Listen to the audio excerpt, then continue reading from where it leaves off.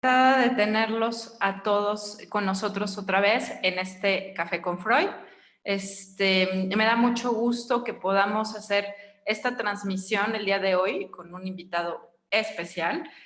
Hoy nos va a acompañar nuestro colega Eric Carrillo, quien nos va a compartir, digamos, un tema que él viene trabajando de tiempo atrás. En un momento les presento su trayectoria, pero es un tema sobre la estética que nos va a compartir el día de hoy. Y en la conversación también vamos a tener a nuestro colega, al maestro César, va a estar con nosotros también y yo también los acompañaré. Hay muchas cosas que quisiera comentarles, voy a ir haciéndolo poco a poco conforme avancemos la conversación, pero la primera es recordarles que nuevamente tenemos el gusto de próximamente en el mes de febrero celebrar nuestra 8ª jornada. Esta ocasión la titulamos ¿qué hacemos en psicoanálisis? Intervención, dispositivos. Va a ser una jornada, digamos, muy interesante porque, como es costumbre para nosotros, para nuestra clínica y nuestro centro de estudios, solemos invitar a participar a otros colegas de diferentes orientaciones, lo cual enriquece muchísimo nuestro trabajo. Entonces, esta jornada va a hablar de qué es lo que estamos haciendo en psicoanálisis, qué psicoterapia, cuándo se hace psicoterapia, no es psicoanálisis propiamente dicho. Todos esos, digamos, esas prácticas que muchas veces nos cuestionamos si son psicoanálisis o si simplemente están orientadas desde la perspectiva psicoanalítica. Entonces, bueno, pues vamos a tener invitados de muchísimas instituciones, ¿no? Evidentemente la gente que participamos la gente de casa, ¿no? Que participamos en clínica psicoanalítica, pero también vienen personajes importantes, psicoanalistas importantes de Leleya, por ejemplo, de la ANEL, de la Nueva Escuela Lacaniana de la Ciudad de México, entre otras, o sea, solo por nombrar algunas, ¿no? Es imposible ahorita decirles la cantidad de participantes que van a estar con nosotros. Entonces, la verdad es que está increíble. Yo espero que puedan echarle un ojito a la página, nuestra página de Facebook. Y bueno, inscribirse por ahí, ya hace un rato que están abiertas las inscripciones, ya tenemos muy buena respuesta y la jornada se llevará a cabo el 18, 19 y 19 de febrero, 18, 19 y 20 de febrero. Pues serán unas jornadas bastante ricas, largas y bueno, las van a disfrutar. Pues bueno, sin más, más tardecito les doy algunas otras noticias, pero bueno, sin más me gustaría contarles sobre nuestro invitado de hoy. Nuestro invitado de hoy tiene una trayectoria bastante interesante, no solamente como psicoanalista, sino en otras áreas. Eric Gustavo Carrillo Ortiz es editor de una revista que en un momento también les vamos a compartir para que la conozcan. Es una revista es muy bella, es una revista artística, sin duda. Ha gestionado y editado la revista Inverosímil y colaborado con diversos artistas emergentes para la creación de artículos híbridos enfocado a la cotidianidad. Además, es psicólogo y psicoterapeuta psicoanalítico por parte del Centro Leleya. Esto lo ha llevado a realizar conexiones, reflexiones entre el arte, el psicoanálisis, la filosofía y la cotidianidad. En este momento, él se encuentra cursando su doctorado en clínica psicoanalítica. Actualmente está participando en proyectos en relación a la cultura, urbanismo en Muda Museo. Ha dado talleres de arte, de psicoanálisis y de escritura creativa en Invernadero. Bueno, pues, sin más, comenzamos con Eric y nuestra conversación del día de hoy, que tiene como título La experiencia estética y su uso en las obras de arte. Adelante, Eric. Hola, buenas tardes, Magnolia. Muchas gracias por la invitación. Estoy muy agradecido por esta, pues sí, esta hora que vamos a tener, ¿no? Donde vamos a conversar, al menos como a mí me ha gustado, ¿no? O sea, a uno le gustaría como tener una conversación de forma presencial, ¿no? Pero bueno, todavía no es tiempo para vernos de forma presencial, pero pues bueno, creo que es importante como seguir pues generando diálogos, ¿no? En torno, y bueno, acá más en clínica psicoanalítica, enfocado precisamente al psicoanálisis. Y pues bueno, pues me gustaría comenzar, no sé si César también va a estar aquí Claro, claro. presente. Quería primero eso, que nos Va. dieras las palabras y Aquí ando, ya aquí se ando. adelantó César. Oye, te iba a presentar, César. César, colega también de clínica psicoanalítica, también es maestro por parte del Centro Leia, es profesor, está como docente en distintas instituciones, en la nuestra, afortunadamente, también en la Universidad del Valle de México, en el Centro Leia también, lleva algunas clases ahí. Y bueno, escribe también literatura, tiene por ahí algunas publicaciones. Después les compartimos el link más tardecito. Y bueno, pues va a estar con nosotros también acompañándonos en esta conversación. Vamos a estar los tres. Entonces, cedo primero, bienvenido César, Eric, cedo la palabra a Eric y comenzamos, ¿vale? Sí, pues la idea como de esta plática es básica, o sea, lo que a mí me gustaría es como que no se haga como a modo de, pues sí, como de presentación, ¿no? De PowerPoint, ¿no? Creo que ya estamos como bastante hastiados, ¿no? De este tipo de dinámica, sino más bien como que mi intención es que sea como una conversación, ¿no? Y que si tienen como alguna duda, algún comentario, pues que me lo hagan saber. Yo de todos modos voy a estar como platicando de algunas cosas y precisamente nada más voy a compartir pantalla rápidamente. Pues mi idea es como hablar de la experiencia estética y el arte, ¿no? O sea, como estos puentes que ya llevo varios años trabajando. Yo, bueno, como mencionaba ahí Magnolia, yo estudié psicología y después más enfocado al psicoanálisis, pero paralelamente siempre he estado como interesado en el tema de la literatura y ahora como más enfocado hacia el arte, sobre todo enfocado hacia el arte actual, que bueno, por ahí puede haber un debate, ¿no? En torno al arte contemporáneo, ¿no? Que a veces puede generar cierta controversia, ¿no? Recuerdo esta obra de arte donde era un plátano, ¿no? Pegado con masking tape, ¿no? Y mucha gente como que se sacó mucho de onda, ¿no? De cómo es posible que esto, y aparte creo que se vendió esta obra de arte como en miles de millones, bueno, no millones de dólares, pero miles de dólares, ¿no? No me acuerdo cuánto la vendieron. O por ejemplo la famosa obra de arte de Gabriel Orozco, que es como una caja de zapatos, ¿no? Y que a veces puede generar controversia, y yo lo he entendido sobre todo cuando uno está en el campo del psicoanálisis, ¿no? O sea, a mí me ha pasado desde una postura psicoanalítica a veces pensar cómo es que esto puede ser arte, ¿no? Y a mí me ha tocado, y esa ha sido una de mis aventuras, siempre a mí me ha gustado como salirme, ¿no? De los territorios. O sea, yo he estado dentro del psicoanálisis sobre todo donde yo me formé en Centro Leya, que precisamente tiene una formación muy clínica. Siempre me ha gustado como salirme, ¿no? Y me pasó, ¿no? Que después iba como al campo de la literatura, pero los literatos hablaban como solamente de literatura, ¿no? Como si fuera la única verdad, ¿no? Y después uno se va al arte, ¿no? A los críticos de arte, y también tiende, ¿no? No digo, no me gusta generalizar, pero hay esta tendencia a veces como a estos grupos endogámicos, ¿no? Como cerrados.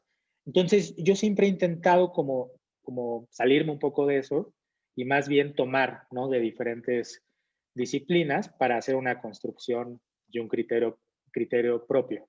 Entonces, precisamente esta plática va mucho en la cuestión de los puentes que se pueden hacer entre el arte, la experiencia estética, un término psicoanalítico, y la vida cotidiana. Digo, aquí no lo puse porque me parece que el título lleva a ser como demasiado largo, pero mi enfoque también va a estar mucho en función de la vida cotidiana, que bueno, creo que precisamente Freud, ¿no? En psicopatología de la vida cotidiana fue un tema que le interesó mucho.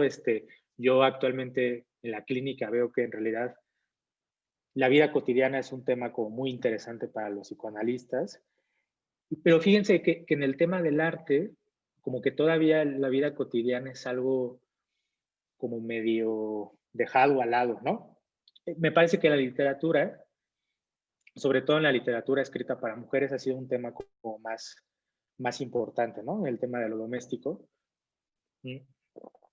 Pero sí, o sea, un poco, estos van a ser como tres ejes principalmente, ¿no? La experiencia estética, desarrollos que hizo sobre todo Bion y Meltzer, más Meltzer, ¿no? Meltzer fue descubriendo que ciertas afecciones o ciertas dificultades como en las personas tenía que ver mucho con la dificultad de observar la belleza, ¿no? De apreciar la belleza, de aprender la belleza, que de hecho Meltzer tiene un libro, ¿no? Que se llama La aprensión de la belleza. Entonces, pues bueno, básicamente esos van a ser los ejes, y pues ahí vamos, ¿les parece bien o no? Sí, sí. Me parece muy bien, Eric. Sí, sí, sí. Ok, pues bueno, pues primero quiero preguntarles a ustedes, cada uno que me dé como su apreciación personal, eh, que me digan ustedes qué ven en esta obra, ¿no? Esta es una obra que, bueno, ahora en tiempos, ¿no? Yo veía en la televisión cómo es como si se hubiera muerto Trump, ¿no? Como este discurso político de Estados Unidos, como si se hubiera muerto Trump y entonces Biden es el nuevo Avenger, ¿no? O sea, y entonces sale Lady Gaga y salen como todos los cantantes y como si hubiera un final feliz, ¿no? Pero quise abordar este tema porque me parece, bueno, esta obra de arte porque creo que es un tema bastante actual. Pero díganme ustedes que, como apreciación personal, ustedes qué ven como en esta obra.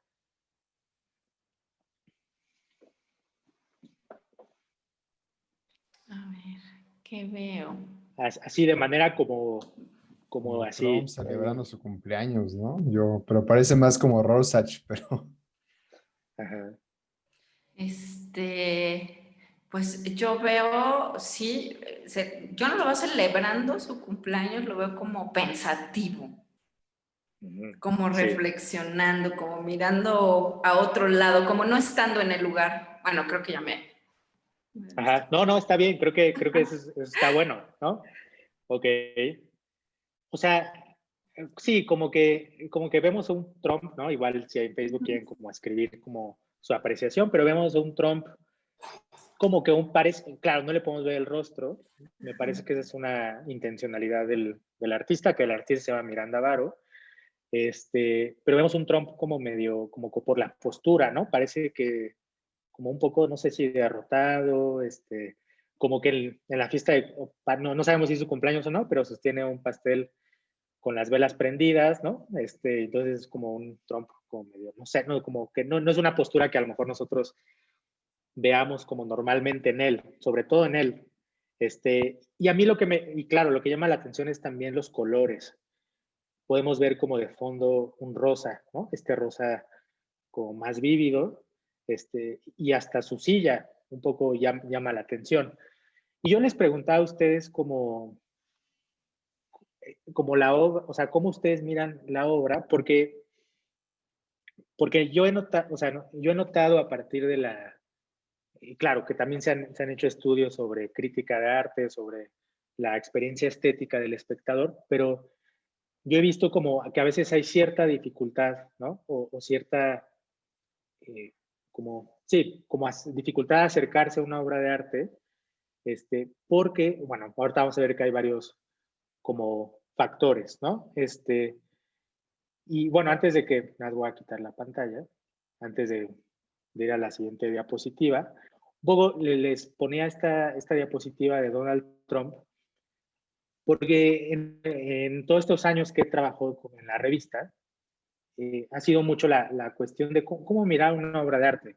No sé qué tanto, y que por eso también quiero preguntarles, qué tanto ustedes leen revistas de arte o van a museos, pero a veces damos por hecho de que vamos nosotros a un museo y de que vemos una obra de arte y, por ejemplo, y también les pasé esa foto al principio de la presentación, en el Museo Jumex, ¿no? A mí me pasó que la experiencia del Museo Jumex, cuando yo fui en la exposición de Jeff Koons y de Duchamp, primero cuando querías comprar el boleto, estaba lleno, o tenías que ir al otro día, o te tenías que formar a las 9 de la mañana. Pero algo que me llamó la atención cuando ya dentro de la exposición es que las personas que trabajan ahí dentro del Museo Jumex te decían que tenías que ver toda la exposición del tercer piso al primer piso, ¿no? Lo cual llama la atención porque, pues, de algún modo es como una manera, no sé ustedes cómo lo perciben, pero medio arbitraria, ¿no? De cómo nosotros, o sea, si yo quiero, ajá, sí, adelante, man. No, sí, sí, digo, igual en esto que preguntas de cómo, y la indicación de cómo mirar, ¿no? O sea, hay algo como desde dónde mirarlo, como una indicación, el camino hacia dónde dirigirse, ¿no? O sea, esta pregunta que dices, cómo uno se acerca a la obra, ¿no? Y creo que ahí empieza la polémica, ¿no? O sea, que si la obra te dice o no te dice algo, eso también es algo que escuchamos mucho, si te despierta o no te despierta algo, que es una manera como de aproximarnos, ¿no? ¿Qué me dice esto? Sí, y que también lo que sucede es que ya de antemano hay una manera en la que nos piden que nosotros nos acerquemos a la obra de arte. Porque yo soy medio rebelde, pues, César lo constatará de eso, pero uno dice, bueno, ¿por qué yo tengo que ir del tercer piso al primer piso a ver la exposición? ¿Por qué yo no quiero ir al segundo piso y después, qué pasa si quiero ir al baño y después si quiero, a lo mejor quiero comprarme un libro de Kunz y después quiero regresar y ver al perrito y tomarme una selfie? O sea, digo, estoy siendo como muy radical en este aspecto, pero mi intención es como ver cómo de antemano ya hay una imposición, a veces en la manera en cómo se mira una obra de arte. O a veces es algo muy actual, el tema, ahora se le llama mediador de arte, que a lo mejor cuando ustedes han ido a un museo, pues puede haber una visita guiada o hay una persona que te dice en qué te puede ayudar. Pero yo un poco pienso, ¿no? Que a veces, y ese es el debate que sucede mucho en la crítica del arte, es que tanto ya la obra en sí misma te comunica algo o te produce algo. O sea, y un poco preguntarnos, claro que hay otro debate porque hay obras de arte como más complejas o vamos a decirlo así, más abstractos, que a lo mejor uno necesita cierto contexto. Sobre todo, por ejemplo, en las obras de arte ahora mencionando el Museo Jumex, la de Duchamp, ¿no? El migitorio, no sé si lo ubican, este migitorio, hay que tener como de algún modo cierto contexto y saber por qué el artista puso esa obra de arte en el museo, que tuvo que ver como eh, con un discurso, ¿no? Antiacadémico, en el arte en esa época. Entonces, pero a mí me parece que hay muchas veces donde de antemano el museo en sí también tiene esa dificultad para el espectador como nosotros acercarnos a la obra de arte. Ahorita vamos a ver cómo, inclusive también ya más adelante, cómo el espectador también tiene esta dificultad, que eso es un poco lo que el psicoanálisis puede aportar, de cómo el espectador tiene dificultad para acercarse a una obra de arte, pero sí me gustaría como poner entre paréntesis, como el museo a veces no tiene esta consideración porque el propio espectador se acerque a la obra de arte. Y un poco a mí me pasó eso en el Museo Jumex, ¿no? Lo digo ahora porque se me vino a la mente. O ya si lo vemos en términos económicos, hace creo que 3 años tuve la oportunidad de ir a San Francisco y ves cuánto cuesta entrar a un museo, costaba como $50. Entonces es como, o sea, y porque está este eslogan, ¿no? El arte es para todos. Pero bueno, tampoco es que el arte sea para todos, ya es otro debate que no me va a meter. Pero, pero bueno, ahorita lo que quiero comentar es cómo podemos utilizar entonces la experiencia estética de los desarrollos de Bion y Meltzer para pensar cómo el espectador puede acercarse a una obra de arte o cómo a veces tiene esta dificultad. Y bueno, nada más como para comentar, hay un concepto que a mí me gusta de Bion, que se le llama el cambio catastrófico, ¿no? Catastrófico o turbulencia emocional. No sé si la habían escuchado. Me parece que César ya la había escuchado. A ver, cuéntanos un poquito. ¿Qué escuchaste del cambio catastrófico? Sí, sí, claro. No, bueno, yo estoy escuchando, pero está padre, como dices, esta dinámica de irlo platicando, ¿no? Porque sí van saliendo dudas ahí a dialogar, ¿no? Luego el cambio catastrófico, justamente la turbulencia emocional, también entiendo yo que tiene que ver con algo de la lógica, al menos así lo entiendo yo, como de la lógica del impacto, ¿no? De un objeto novedoso y como las ondas como que produce en la vida afectiva, ¿no? Del que lo recibe, ¿no? Mm. Sí, que para esto, en la tarde, bueno, hace unas horas estaba escuchando, bueno, estaba viendo un programa, una serie de Netflix que se llama Pretende que Nueva York es una ciudad, es que en inglés que se llama Pretend That is a City, y es sobre una escritora que se llama Fran Lebowitz, y tiene un capítulo donde habla del tema del Internet, estos temas tecnológicos, pero hay una parte que me gustó mucho. Ella es una persona anti, anti-parques, o sea, no es una persona como deportista o que la veas como haciendo atlética, y ella lo menciona, pero hace muchos años ella fue con un grupo a un bosque, a estos parques nacionales de Estados Unidos, y fueron como a un parque donde hay muchos osos, ¿no? Y aparte era una época donde eh, creo que el salmón, ¿no? Era como pululaba, entonces pues era más probabilidad de que hubiera un oso, ¿no? Y que uno pudiera ver un oso. Entonces el guía de los osos, que era un experto, les decía a los demás, si ven un oso, ustedes saben, pues, bueno, les pregunto, ¿ustedes saben qué hacer si ven un oso? O sea, si ven un oso así en un bosque, ¿saben qué hacer? O... Creo que no moverte, ¿no? Creo. Sí, de hecho les decía el oso así, el oso, el guía les decía, si ven a un oso, ustedes no se muevan, ¿no? Eso es muy importante. Si se echan a correr, o sea, los va a alcanzar el oso y se los va a comer. Entonces le decía, ustedes no se tienen que mover, tienen que alzar como las manos y tienen que cantar. A mí se me hizo como muy extraño eso, pero bueno, se supone que tienen que cantar. Entonces, esta escritora dice, o sea, yo no, o sea, si uno lo piensa, dice, o sea, si uno lo piensa teóricamente, dice, pues si yo veo un oso, pues yo voy a hacer eso, me voy a detener y voy a cantar.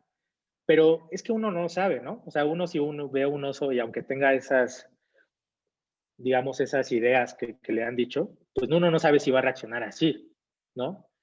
Y un poco, a mí me hizo pensar esta experiencia que contaba esta escritora de cómo precisamente, ¿no? Y a lo mejor ustedes ya, yo les puedo decir, pero a lo mejor como la experiencia de los que tenemos acá, cómo precisamente cuando nosotros aprendemos ciertas teorías, ¿no? Leemos a Freud, a Lacan, a Bion, a Meltzer, a la escuela americana, Kohut, Echegoyen, ¿no? Que Echegoyen es como una eminencia en Centroleya. Cómo es algo que nosotros ya aprendemos teóricamente, pero a la hora de la consulta es cuando se viene lo bueno. A mí un poco me imaginé como esta idea de cuando nosotros vemos al oso, cuando vemos al paciente que tiene una reacción que nosotros no esperábamos o le damos una interpretación que nosotros imaginamos que íbamos a construir muy bien y cuando se las decimos la rechaza o te da el avión, ¿no? A mí me parece que esos son los momentos como muy importantes y creo que Bion, de algún modo en su experiencia clínica, le ayudó como a entender este tema del cambio catastrófico, ¿no? O sea, es imposible que nosotros estemos preparados de antemano para atender un paciente. Y eso es una de las dificultades que yo veo mucho cuando estamos iniciando en el campo clínico. Al menos a mí me pasó de que yo decía, sí, pues voy a leer tales libros, voy a leer los tomos de Freud, Malestar en la cultura, Klein, y lees todos esos libros, pero ya cuando estás ahí, y por ejemplo, a mí me pasó cuando tienes a un niño, es algo que te descoloca constantemente. Eh, y a mí me parece que el tema del cambio catastrófico acá nos puede ayudar para pensar que son estas ideas que surgen, que cambian nuestro paradigma. O sea, nosotros no estamos preparados para estas turbulencias emocionales, sino que es algo que surge, ¿no? Como un impacto, ahora trayendo el concepto de Meltzer, ¿no? El impacto estético. Cuando nosotros vemos una obra de arte sin memoria y sin deseo, como diría Bion, es algo que nos impacta y que no podemos como nosotros controlar, como teorizar. A mí me gusta, por ejemplo, algo que dice Bion también, que la contratransferencia es inconsciente. A veces creo que teóricamente pensamos, ¿no? En las supervisiones clínicas. Ah, sí, yo de manera en la contratransferencia sentí tal, ¿no? Pero a veces la contratransferencia también es un impacto estético que nos produce el paciente. Nosotros no lo podemos como regular, son cosas que se van pensando precisamente después, ¿no? Entonces, yo un poco fui entendiendo este paralelismo entre el cambio catastrófico que puede suceder cuando uno está con los pacientes, cuando uno nos cambiamos nosotros de paradigmas, también cuando el paciente tiene esta germinación de nuevas ideas, pero también en el arte me parece que haciendo este primer puente, de cómo el arte también nos produce esto, ¿no? Un impacto estético. O sea, el arte nos puede permitir tener estos cambios pues sí, de paradigmas, esta introducción de nuevas ideas que pueden germinar en nuestra mente. Entonces, no sé si hasta acá voy bien, quieren que continúe o quieren comentar algo. No, estamos encantados de escucharte. Yo diría ahí, cuando hablas del arte, de la literatura, de el encuentro con un paciente, el encuentro mismo del paciente con un momento en su historia, o sea, tiene su impacto estético, ¿no? Puede ser grotesco, pero estético, ¿no? Y la misma naturaleza, ¿no? O sea, en la misma naturaleza hay momentos que, o sea, que de pronto a lo mejor esto que llamas impacto desde, lo pensaría yo acá de pronto como ese encuentro con lo real, ¿no? Pensando desde Lacan, ¿no? Ese encuentro con eso en donde hay algo como de lo simbólico que para, o sea, que no hay manera de engarzarlo ahí, de asociarlo, sino solo es ese encuentro, ese impacto, me parece que es interesante, ¿no? Eso quería comentar, pero sí. Sí, sí. ¿No? Y yo agregaría, Eric, o sea, no, como dice Manuel, estamos encantados escuchándote. Pero yo también pensaba justamente en cuán necesario, como dices, es soportar también como analista las vivencias en términos de lo estético de los pacientes, de estos descubrimientos alumbrados, ¿no? O vivenciales o cargados de emotividad de los pacientes. Y también cuán necesario es para el analista estar nutriéndose de otras cosas que no solo sean psicoanálisis. Fíjate, yo también haría un poquito como énfasis en esa parte que tú comentabas. Creo que incluso, no recuerdo ahorita la cita, pero hay una vez donde creo que ve a dos analistas cenando, a lo mejor tú ubicas mejor la referencia que yo, a dos psicoanalistas, y están hablando de sus pacientes, ¿no? Y él dice, caray, si podrían estar haciendo mil cosas más emocionantes, como ir a ver una pintura, escuchar una buena música, o hasta podrían incluso estar haciendo el amor, ¿no? O sea, creo que también eso es Sí. muy súper rescatable, súper novedoso lo que vas diciendo, que no, también no podemos, o sea, que no podemos tener esta ausencia de arte en la vida, ¿no? Y de otras cosas estéticas, ¿no? Es que creo que sí, lo que comentas es interesante pero creo que, no sé si es algo como inherente del ser humano, como llega un momento donde uno cobija, ¿no? Ciertas ideales, ciertas teorías, porque me pasó que también dentro de la literatura o en el arte, ven como al psicoanálisis como algo, no sé, como medio secundario, como algo que no. Una vez yo me enojé mucho porque, ya tienen varios años, porque un profesor en la literatura sobre el terror me metía un taller, y decía así, la psicología de Freud. Y yo así como de, no, es que, o sea, psicología y psicoanálisis son cosas como muy distintas, ¿no? pero bueno, ahorita me acordé de eso porque sí, a veces creo que también sucede en otras disciplinas, ¿no? Que a veces se cierran en esos territorios.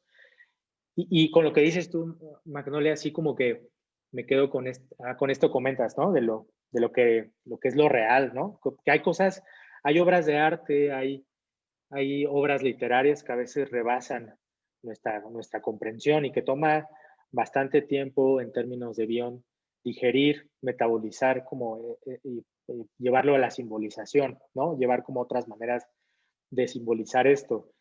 Y un poco quiero, bueno, porque ya vi como el tiempo, pero quería comentar, eh, o sea, un poco yo bueno, les comento a las personas que están conectadas, a ustedes. eh, a mí me ha ayudado el término de la experiencia estética, sobre todo conceptos de Bion y Meltzer, en la creación de artículos de la revista, ¿no? Que ahorita les mostraré. Porque nuestra propuesta en la revista ha sido, y bueno, que me parece que es algo que les puede como ayudar, ¿no? A las personas que también están escuchando esto, les puede ayudar para precisamente lo que dices tú, César, ¿no? Como ampliar, ¿no? Ampliar estas visiones, estas vértices, otras maneras de mirar como el mismo objeto. Un poco recuerdo a un amigo como muy querido que decía que él le gustaba como girar la moneda, como a 360 grados, ¿no? Para pensar porque a veces nosotros solemos mirar como la moneda desde los dos lados, ¿no? O es sol o águila, pero él como que lo giraba y él mencionaba que nosotros podemos mirar un objeto desde los 360 grados, ¿no? En esta idea de que nosotros podemos mirar el mismo objeto desde diferentes perspectivas. Y en la revista nos ha ayudado como mucho a mirar el arte desde diferentes perspectivas. Y es un poco nuestra propuesta. Ahorita ya les comentaré. Nada más como que quería detenerme. Hay otro término que utiliza Meltzer que se llama el punto de vista creativo, en antítesis del punto de vista pornográfico. Él dice que él tiene este ensayo en estados sexuales de la mente, este Meltzer, pues ya lo pueden ver como ya está casi al final. De hecho, es un texto como más aplicado a otras disciplinas. En este caso lo aplica al arte. Y él dice que el punto de vista creativo tiene que ver, eh, bueno, ahorita no voy a meter en ese tema porque después él en otro artículo habla sobre la experiencia emocional, que bueno, ahorita ya no nos va a dar tiempo, pero no importa. O sea, lo que me quiero como explicar es el punto de vista creativo, que él va a decir que el punto de vista creativo tiene que ver con la imaginación, con la posibilidad de imaginar lo que hay en el cuerpo de la madre interna en relación con el coito reparador y creativo del padre interno. O sea, es una visión como muy kleiniana, ¿no? Eh, y dice algo interesante, que cuando un artista o un escritor publica un texto, que está motivada por la preocupación de los hermanos, ¿no? Internos. Que en ese sentido o sea, es una visión como muy kleiniana, ¿no? Pensar que, o sea, básicamente la creación de una obra de arte tiene que ver como con un estado más de reparación. Pensando en esta posición esquizoparanoide y esta posición depresiva que aborda Klein, Meltzer dice que la creación de una obra de arte desde el punto de vista creativo tiene que ver más como con la reparación, con la integración del objeto, con el objeto, la intención de crear un objeto total, en contraposición del punto de vista pornográfico, que es algo como más parcial, que tiene que ver con la violencia, con la destrucción. Y para ejemplificar estas cosas como muy teóricas, no sé si han visto esta película muy violenta, precisamente, La casa de Jack, de Lars von Trier. Es una película. Es maravillosa, ¿eh? Sí, sí, es muy buena, ¿no? Digo, pero tiene escenas como muy violentas, ¿no? Precisamente, como esta historia del asesino, o sea, es como sí, como 5 eventos que tiene un asesino serial para construir su casa. Pero hay una escena que si tienen oportunidad de verla, hay una escena al final, cuando ya está, ay, se me olvidó el nombre, como este acompañante, ¿cómo se le llama? que lo hace como si fuera Dante. Virgilio, ¿no?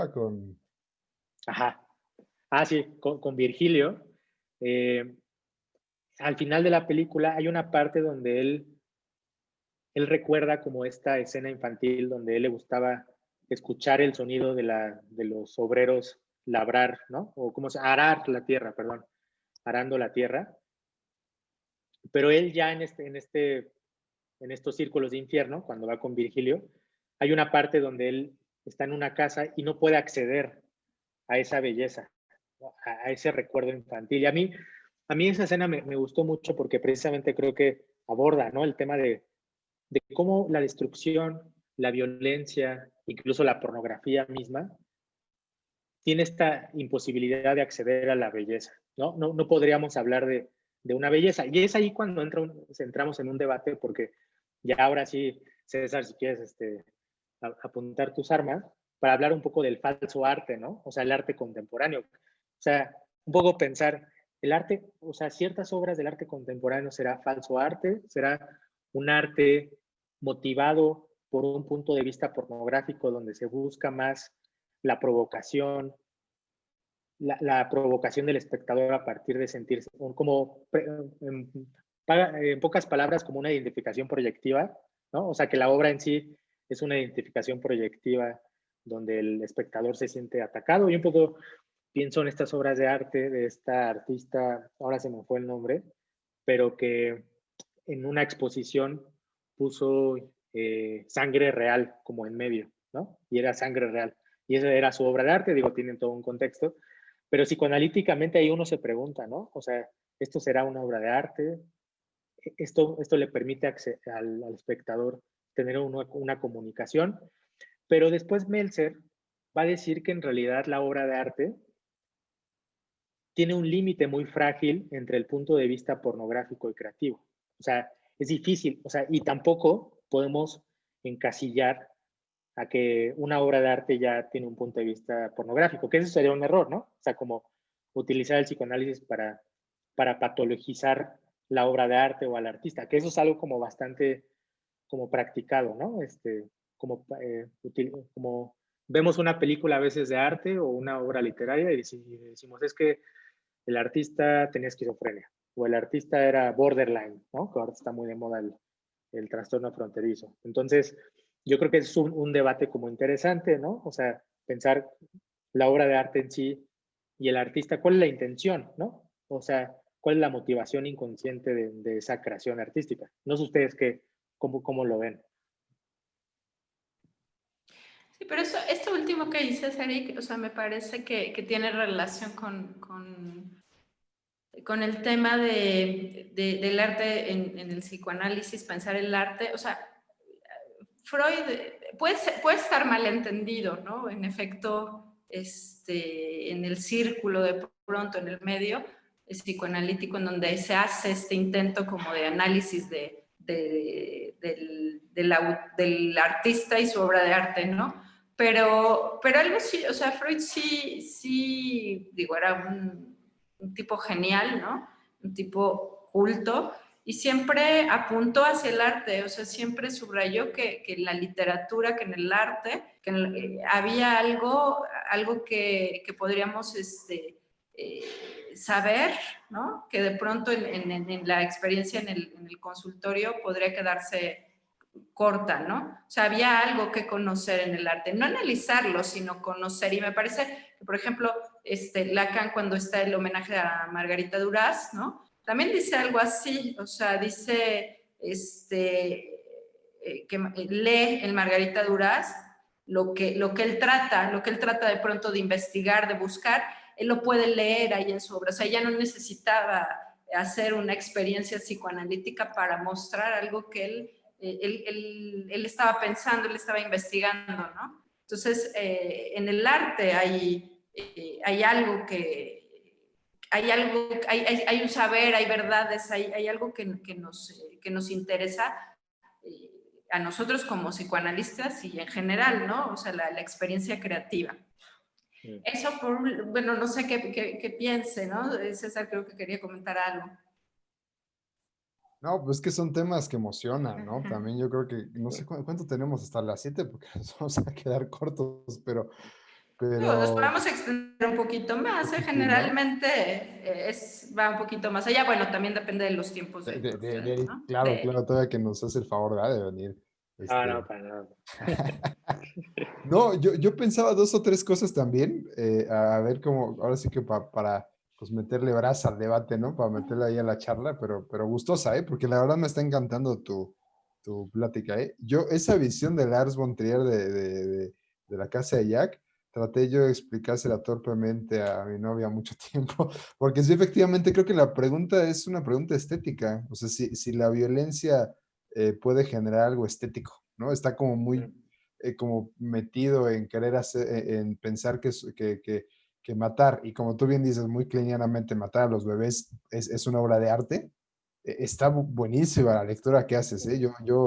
Está padrísima. O sea, una es esa coincidencia, ¿no? Y dos, o sea, sí, fíjate que yo también pensaba un poquito, o sea, mi impresión del arte efectivamente es como que tiene estas tres acepciones, ¿no? El psicoanálisis aplicado a la obra de arte, a un personaje, por ejemplo, al receptor, ¿no? Por ejemplo, el luminoso, ¿no? De Freud, por ejemplo, porque genera terror algo. Y el otro es como una vía, ¿no? Para analizar al escritor que tú bien platicas, ¿no? Y que, por ejemplo, con Dostoyevsky, el parricidio, ¿no? Cuando Freud analiza eh, a, a partir de los leitmotivs de Dostoyevsky y analiza al autor, ¿no? Y yo también, fíjate, es que yo también, mi impresión del arte, de la relación del arte y del psicoanálisis, pero es mi impresión, es que justamente un poquito como dice Magnolia, en tanto ambos tienen objetos de estudios similares, análogos, el psicoanalista y el artista encuentran como una metodología en común para meterse a las mismas dificultades, ¿no? Para hacer una especie de marco simbólico frente a estas crudezas que el arte representa, ¿no? Y en ese sentido, o sea, yo coincido un poquito con esta idea de José Atal de que más que analizarlo, habría que inspirarnos en lo que el arte ya nos había dado, ¿no? Creo que es en estudios sobre la histeria donde Freud dice que más, aunque después lo contradice, porque por ejemplo analiza la Gradiva y después va con Jensen y le dice, oiga, aquí está la verdad psicoanalítica y Jensen lo manda por un tubo, ¿no? Y le dice, esto yo no quería decir en mi obra artística, pero justamente creo que en estudios sobre la histeria, si no me falla la memoria, Freud también dice, bueno, pero tal vez la pregunta no es parafraseo textual, pues, pero algo así como, sería no tanto si nosotros podemos analizar la obra literaria, sino más bien si el psicoanálisis soporta los cuestionamientos de la literatura. Entonces, a mí me está encantando lo que vas diciendo, a mí me deja pensativo Sí, sobre todo, ¿eh?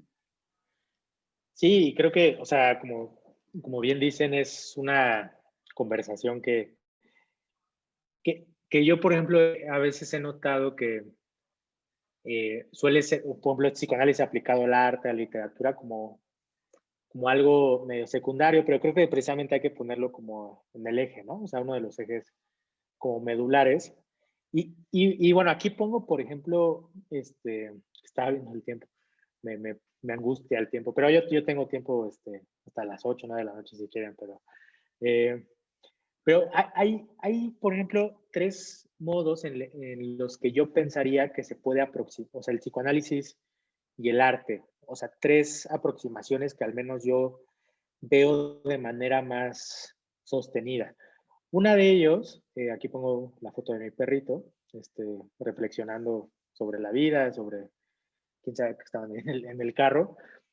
Una es la función del espectador como en esta aproximación a la obra. O sea, y yo lo veo, y creo que el psicoanálisis ha dado mucho material a eso, ¿no? O sea, cómo está esta aproximación cómo nosotros como psicoanalistas nos aproximamos al paciente y cómo el paciente se aproxima ante nosotros, ante el método, ante el psicoanálisis, y cómo hay esta, ya sea dificultad, a veces hay una dificultad, a veces me parece que inclusive hay un prejuicio del terapeuta, del psicoanalista. En, en, Creo que se ha como abusado mucho, por ejemplo, en el trastorno fronterizo. Uno ve como ciertos elementos de que está muy ansioso o que abusa un poco del alcohol, de las drogas, fronterizo, ¿no? O sea, como que a veces tendemos a hacer prejuicios, que me parece que en el arte también están, como estos prejuicios estéticos que se les llama, ¿no? Ah, es un Andy Warhol, entonces Andy Warhol representa la obra de tal, tal, tal, tal, tal, y a lo mejor el espectador nunca ha visto la obra de arte, pero ya se está generando todo un prejuicio, ¿no? Eh, sobre el artista y la obra de arte sin ni siquiera aproximarse de manera personal. O a veces, como nosotros como psicoanalistas, podemos a lo mejor empaparnos de teorías, pero cuando vemos al paciente, que era un poco lo que comentaba al principio, cuando vemos al paciente, nos nublamos, ¿no? Por estos prejuicios psicoanalíticos que nosotros tenemos, ya ni digamos los prejuicios morales. Me parece que otra manera en aproximarse al arte es a través como del entendimiento de las vanguardias artísticas, ¿no? De las vanguardias artísticas y las obras contemporáneas, porque si se fijan esta obra, en realidad nosotros no podemos acercarnos a esta obra pensando en una obra del Renacimiento o pensando que es una obra surrealista.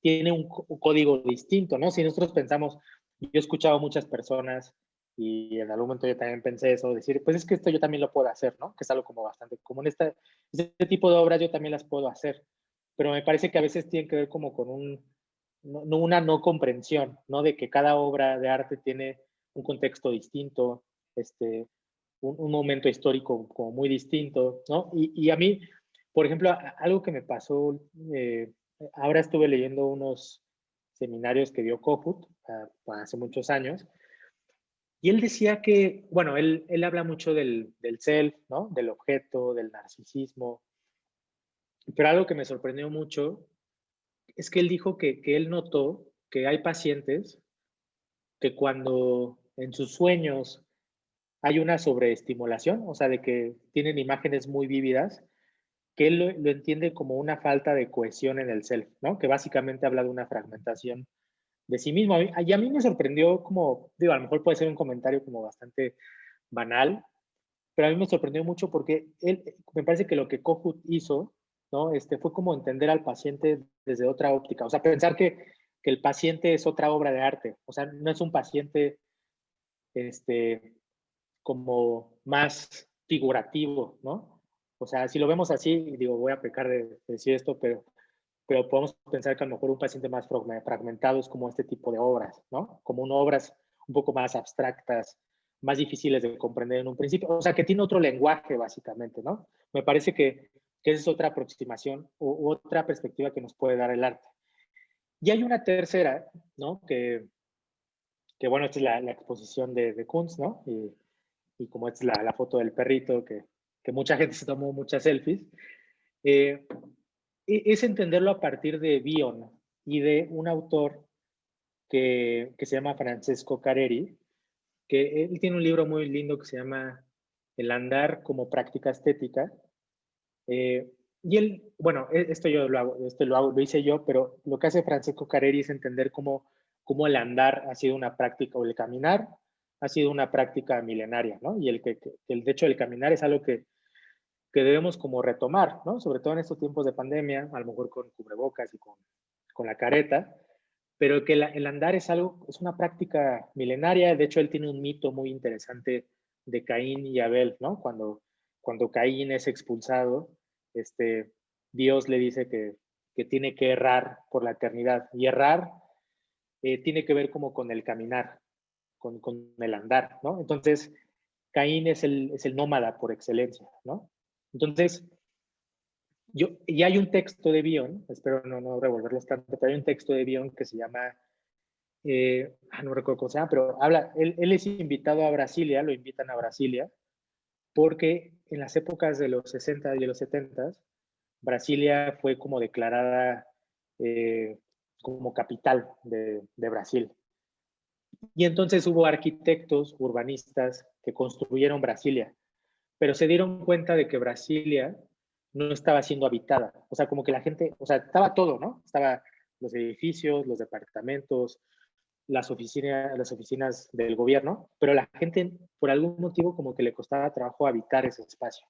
Entonces Bion, muy a su modo, a partir del continente contenido, ¿no? Él dice que para hacer un continente, podemos pensar que el continente es Brasilia, la ciudad, necesitamos un contenido, necesitamos gente quien habite y quien germine esas ideas, ¿no? Esa era un poco su postura sobre su aportación sobre Brasilia, ¿no? De la problemática de por qué no habitaban las ciudades, que en realidad cuando una ciudad se construye, no es que ya se construye ya, ¿no? Se necesita habitantes, se necesitan ciertas experiencias de muchas personas para poder desarrollar esa ciudad y que esa ciudad, con sus problemas y todo, pues se construya básicamente.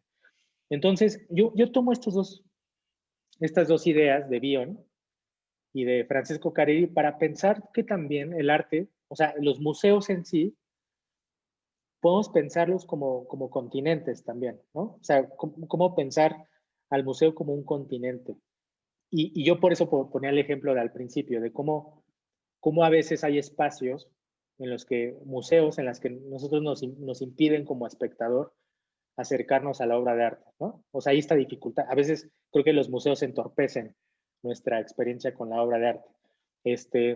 Espero no haberlo revuelto tanto, pero este ejercicio fue un poco al revés, ¿no? O sea, más bien cómo podemos utilizar el psicoanálisis para pensar la museografía, el tema de los museos en la época actual. Y bueno, eso sería como básicamente lo que quería comentar por último. Y pues ya, ahí se acabaría mi presentación.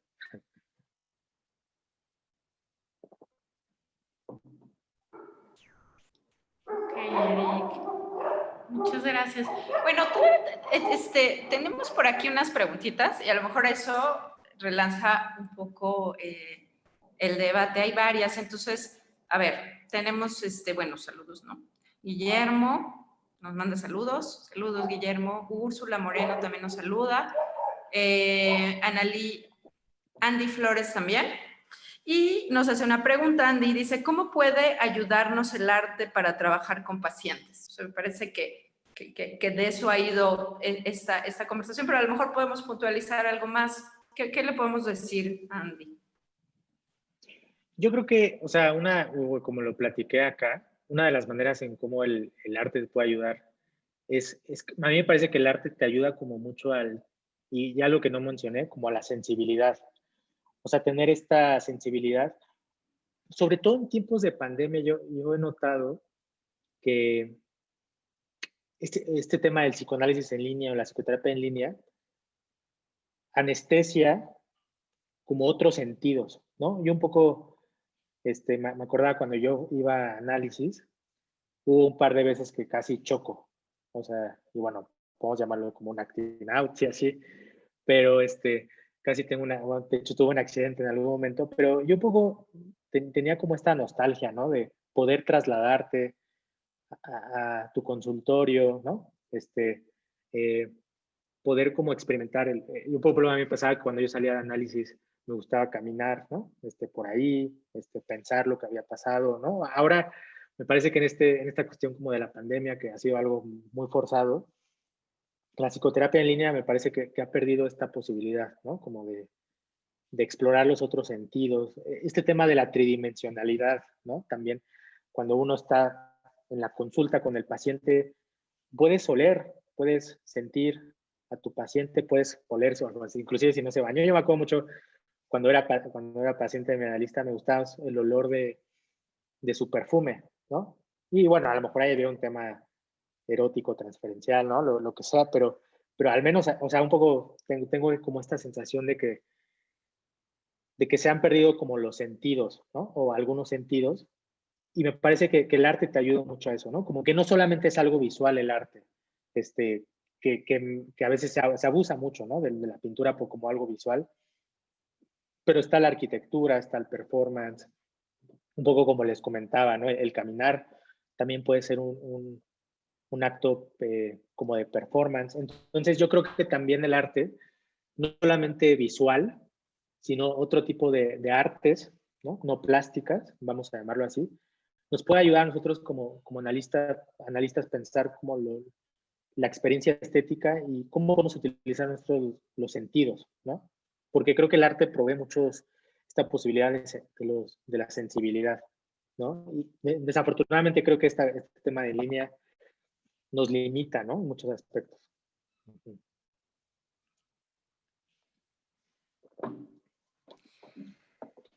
Bueno, y la curiosidad, ¿no? También, o sea, el arte nos hace pensar de otra manera, o sea, imaginar, inventar, o sea, pensar, fantasear también, crear Sí. otras narrativas, o sea, eso me parece que lo necesitamos, que es vital dentro del consultorio, o sea, el trabajo con pacientes en la escucha tiene que ser una escucha suficientemente abierta como para no tener lo que decías hace un momento, ¿no, Eric? Los prejuicios. Sí.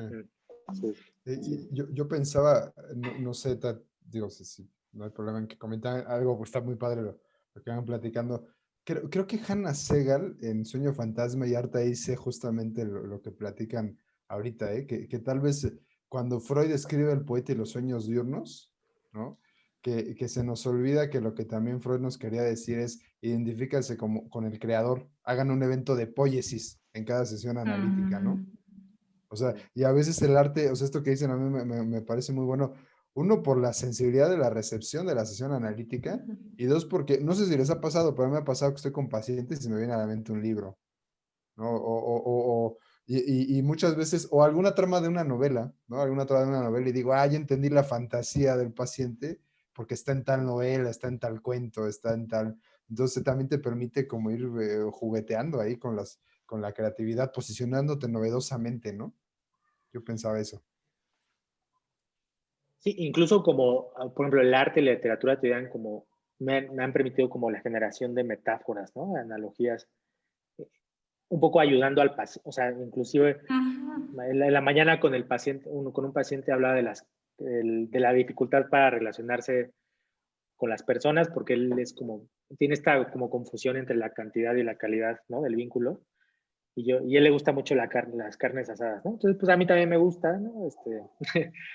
Hacer carnitas asadas. Entonces yo como hacía como esa analogía, ¿no? Como esta analogía, el uso de la metáfora y todo ese tema, ¿no? Pero sí, concuerdo con ustedes con lo que mencionan.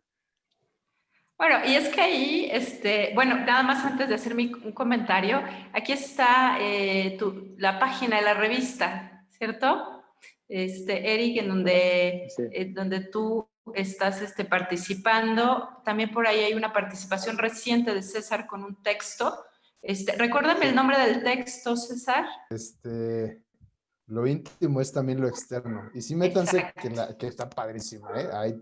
Está padrísima Sí, la página revista. está increíble. Sí, es muy, muy bella, ¿no? El diseño es muy estético. Entonces, digo, para que la conozcan y eventualmente, digo, sigamos en colaboración porque, y hacia allá iba mi comentario, ¿no? Decías, ¿no? Hace un momento, Eric, esto, ¿no? Pacientes de pronto en donde a lo mejor una metáfora, digamos, puede permitir que algo en el pensamiento del paciente se abra, ¿no? Porque también, o sea, cuando vamos a análisis, aprendemos a pensar, o sea, eso es algo importante, uno va aprendiendo a pensar en realidad, ¿no? Y ahorita recordaba como estos 3 tiempos del libro que estábamos por ahí hojeando, César, que habíamos comentado, el de las 3 estéticas, ¿no? Que tú me compartiste, las 3 estéticas de Lacan. Y viene esa primera en donde a lo mejor el arte sirve, el arte, pensándolo también como las palabras, ¿no? La literatura, la escritura, sirve para bordear esa especie como de nada, ¿no? La cosa ahí, de la que habla Lacan retomando a Heidegger, ¿no? Y demás, pero dice, o sea, como en un trabajo simbólico, ¿no? Pero en otro momento, digamos, en esa otra estética, estamos pensando en un trabajo más que de bordear, o sea, de crear, de construir algún aparato simbólico, es como de un vaciado de sentido, ¿no? O sea, más como en un encuentro con esto que decías al inicio, ¿no, Eric? Como del impacto. Y solo quería subrayar que sí, que hoy día nos encontramos con pacientes que tienen dificultad, ¿no?, para simbolizar y que tal vez tiene que ver con esta falta de pronto de contacto con lo artístico, con lo creativo. O sea, que también puede ir por ahí, ¿no? Y que podemos pensar que el arte ahí, pensar el arte, pensar la metáfora, pensar la creación, claro que sin duda es útil dentro del consultorio y fuera, ¿no? Sin duda. Sí, sí, que esto que mencionas, Meltzer dice que estos pacientes hay un fracaso en la aprehensión de la belleza. O sea, como que precisamente ellos utilizan el prejuicio estético pero que Meltzer piensa que es una patología, ¿no? O sea, este tipo de pacientes que a lo mejor dicen, es que esta obra de arte representa tal, tal, tal, tal, pero ni siquiera hay una aproximación como a la obra de arte. Y hay algo que quería comentar también, ¿no? En referencia a la revista y también un poco, a mí me parece que el tema de la vida cotidiana, de que hemos trabajado en la revista, y que también nos puede ayudar a nosotros como terapeutas pensarlo, ¿no? Que la vida cotidiana suele ser aterradora, ¿no? En el sentido de que implica detenerse, recabar lo que uno hace, cómo esto influye con los otros, con los cambios sociales, con un aspecto introspectivo, con la información en redes sociales, el impacto de la realidad, el arte, la lectura, los vínculos, los espacios, la sensibilidad. Y a mí me gusta mucho, y de hecho he tenido debates como en ese tema de la desmentalización, ¿no? Como que a veces el ser humano necesita, en términos coloquiales, como hacerse güey, ¿no? O sea, para no sentir, para no tener estas experiencias estéticas, ¿no? Y por eso un poco creo que la vida cotidiana es importante, ¿no? Como recordarla, recabarla, como pensar en ella. Pero así quería comentar. Voy a leer otros comentarios más. Por acá Beatriz Morales dice, gracias, linda tarde, Guillermo. Y es que también, comentario de Guillermo, dice, y es que también se podría pensar el acto del análisis como artístico, poético, en el sentido de que algunas interpretaciones requieren de lo metafórico, justo lo que se estaba comentando ahora, para poder ser transmitidas al paciente para su elaboración. Súper, súper buen comentario, ¿no? Me parece muy acertado. Sí. Pensaba, perdón, ahí ¿sí? como No, adelante. Jana Luz recopiló unos actos analíticos de Lacan y son obras literarias, ¿no los han ojeado? El de No. Buenos días Lacan, ciertamente, ¿no? Son recuerdos de analizantes de Lacan de actos analíticos y realmente sin quererlo dice microcuentos aquí, ¿no? No. O sea, ciertamente también puede ser al revés, que el acto analítico se vuelva literatura. Claro, claro. ¿Cómo se llama el texto? El texto se llama Buenos días Lacan, ciertamente no. Ok, hay que lo buscaré. Buena recomendación. Brenda dice, perdón, Eric, ¿ibas a comentar algo? ¿Te interrumpí? No, adelante. Brenda Narom dice, haciendo referencia al símbolo del psicoanálisis y el arte, hay artistas que representan esta parte del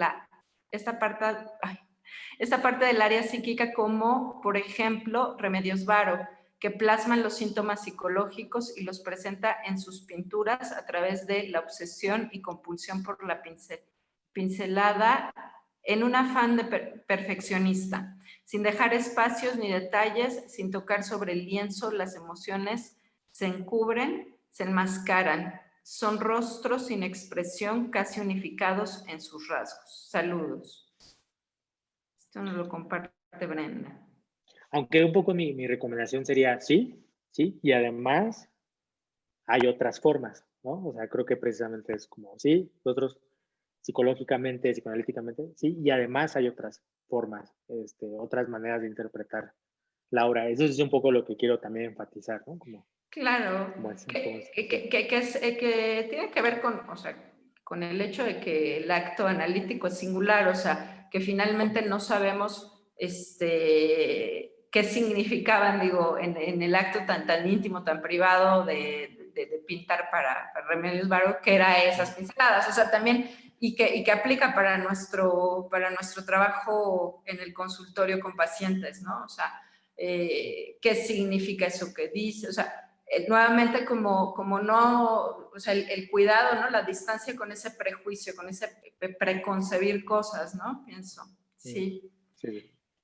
Laura Padilla dice, artista Teresa Margolles Sí, de es que Sinaloa.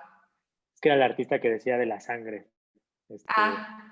Ok. Ella era. Nos dio Sí, el por ejemplo, dato. tiene una obra que es como una lengua, o sea, es una lengua de no me acuerdo, si era un narcotraficante, no, estoy mintiendo, no me acuerdo, pero ella trabaja como con cosas, como Julia Cristina diría, como con la abyecto, o sea, con ese tipo de, con lo irrepresentable. Ok. Y por acá tenemos a la doctora Antonia Iglesias, colega también. Acá dice, así como los grandes literatos han descrito de manera muy precisa el estado anímico o el psiquismo de su sujeto. Perdonen, me perdí. De su sujeto cuando atraviesa por el enamoramiento o el desamor, por ejemplo. Considero que también algunos artistas tienen una aproximación a la expresión de ese estado anímico. ¿O tú qué opinas al respecto, Eric? Hace poco, no sé si te voy a responder, pero hace poco vi la película de Lori Gloria, sale Antonio Banderas, el personaje creo que se llama Salvador, y él durante muchos años fue como un gran cineasta, como personaje, y de pronto conocemos que tuvo como un amante, y recuerdo una escena donde se reencuentran el amante y el protagonista, y entonces el amante le dice como, oye, pero, porque tuvieron un desmadre así de relación, o sea, como muy tóxico, como una relación tóxica, pero él le preguntó al Salvador, oye, tú o sea, porque él en esa época se está entendido de que hizo muchas películas. Entonces le dijo, oye, yo causé algún problema de tu creación artística, y él dijo que no, o sea, como que en realidad los problemas que él tuvo de desamor, vamos a llamarlo así, o relaciones tóxicas durante esa época, no perjudicó su creación artística, ¿no? Entonces, bueno, comento esto porque no sé, o sea, puede yo creo que haber con artistas o creadores que sí puede perjudicar, ¿no? O digo, no perjudicar, pero a lo mejor su estado anímico o facetas de desamor sí pueden ser representadas a partir de creaciones artísticas, pero puede ser que no, puede ser que haya artistas que hayan tenido, pues sí, como momentos de desamor, con momentos complicados en la vida, pero que no haya permeado en su creación artística. Bueno, pues yo creo que ha llegado el tiempo de concluir. Les recuerdo nuevamente la octava jornada en febrero. Inscríbanse, ahí está nuestra liga, ¿no? El lazo para que puedan inscribirse. Eric, estás invitadísimo, obviamente. Esperemos que puedas estar ahí y que puedas podamos colaborar en muchas más actividades. Y seguramente ya tendrán noticia de los proyectos que se vayan haciendo. Entonces, pues les agradezco mucho, Eric, César, que hayan reservado este espacio, este tiempo para compartirlo con nosotros. De verdad estoy muy, muy, muy, muy agradecida a todo el equipo de la clínica. Y pues, pues nada, pues, ¿qué les puedo decir? No sé si puedas decir unas palabras para cerrar, Eric, César, algo para despedirnos y listo. Pues bueno, estoy también como muy agradecido por este espacio y que claro que ojalá se puedan dar como futuras colaboraciones. Yo encantado, y sí, pues les invito a pues un poco seguir este camino, ¿no? Del psicoanálisis, pero también que a lo mejor se despierte más este interés por el arte y la literatura. Tenemos acá la revista Inverosímil, donde precisamente es una plataforma donde donde nosotros hemos explorado esa vía, ¿no? Nosotros invitamos a diferentes artistas emergentes o que llevan cierta trayectoria y también a partir de las obras que nos envían, nosotros escribimos artículos en relación a su obra, enfocado a la vida cotidiana. Por eso, y es muy lindo porque son artículos como sencillos, ¿no? En el sentido de que no necesitas saber como muchísimo de arte, ¿no? O sea, que esa es nuestra intención y que normalmente se tocan experiencias personales en el cual esperamos que el lector se sienta identificado. Pero bueno, eso era lo que quisiera comentar. Súper. Gracias, Eric. César. Gracias, Eric. No, pues solo agradecer, yo creo que nos faltó tiempo, ¿eh? Bueno, Manolia siempre por coordinarnos y estar aquí platicando. Y Eric, estuvo bien, bien agradable, bien novedosa la charla. Yo realmente te estoy infinitamente agradecido. Y como dice Manolia, pues que sea la primera de otras. O sea, esta obviamente estás súper invitado a escuchar la jornada y yo seguramente la siguiente a participar, ¿no? Muchas gracias. Claro, eso estaría increíble. Y bueno, pues a seguir haciendo cosas. Muchas gracias y bonita noche. Gracias. Bye. Bye, bye.